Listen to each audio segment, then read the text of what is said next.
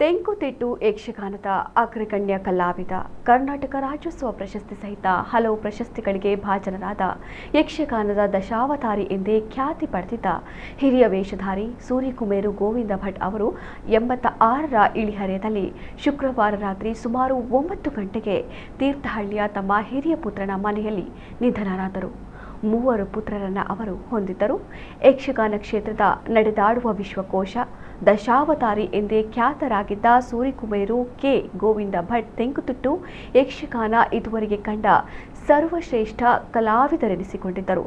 1951ರಲ್ಲಿ ಯಕ್ಷಗಾನ ಮೇಳಕ್ಕೆ ಸೇರ್ಪಡೆಗೊಂಡು ಸುಮಾರು 70 ವರ್ಷಗಳ ಕಾಲ ಧರ್ಮಸ್ಥಳ, ಮುಲ್ಕಿ, ಕೂಡ್ಲು, ಸುರತ್ಕಲ್, ಇರಾ, ಸೋಮನಾಥೇಶ್ವರ ಮೇಳಗಳಲ್ಲಿ ತಿರುಗಾಟ ನಡೆಸಿದ್ದಾರೆ.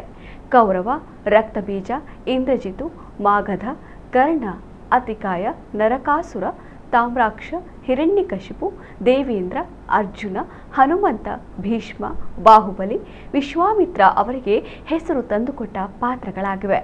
ಛಂದೋಬದ್ಧವಾದ ಮಾತಿನ ಜೊತೆಗೆ ನೃತ್ಯದಲ್ಲೂ ಪ್ರಾವೀಣ್ಯ ಪಡೆದಿದ್ದರು. ಅವರಿಗೆ 2008ರಲ್ಲಿ ಕರ್ನಾಟಕ ರಾಜ್ಯೋತ್ಸವ ಪ್ರಶಸ್ತಿ, 2016ರಲ್ಲಿ ಕೇಂದ್ರ ಸಂಗೀತ ನಾಟಕ ಅಕಾಡೆಮಿ ಪುರಸ್ಕಾರ, ಕನ್ನಡ ಸಾಹಿತ್ಯ ಪರಿಷತ್ ಪುರಸ್ಕಾರ, ಕರ್ನಾಟಕ ಜಾನಪದ ಅಕಾಡೆಮಿ ಸಾಧನಾ ಪ್ರಶಸ್ತಿ ಸೇರಿದಂತೆ ಅನೇಕ ಪ್ರಶಸ್ತಿಗಳು, ಗೌರವ ಸನ್ಮಾನಗಳು ದೊರೆತಿವೆ. ಮಣಿಮೇಖಲೆ, ಕನಕರೇಖೆ, ಕಾವೇರಿ ಮಹಾತ್ಮೆ, 3 ವಜ್ರಗಳು, ರಾಜಶೇಖರ ವಿಲಾಸ, ಮಹಾವೀರ ಸಾಮ್ರಾಟ ಅಶೋಕ, ನಹುಷೇಂದ್ರ ಎಂಬ 7 ಯಕ್ಷ ಪ್ರಸಂಗಗಳನ್ನು ಅವರು ಬರೆದಿದ್ದಾರೆ.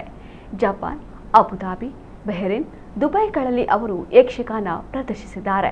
ದಿಲ್ಲಿಯಲ್ಲಿ ರಾಷ್ಟ್ರಪತಿ ಎದುರು ಯಕ್ಷಗಾನ ಪ್ರದರ್ಶಿಸಿದ ಖ್ಯಾತಿ ಗೋವಿಂದ ಭಟ್ಟರಿಗಿದೆ.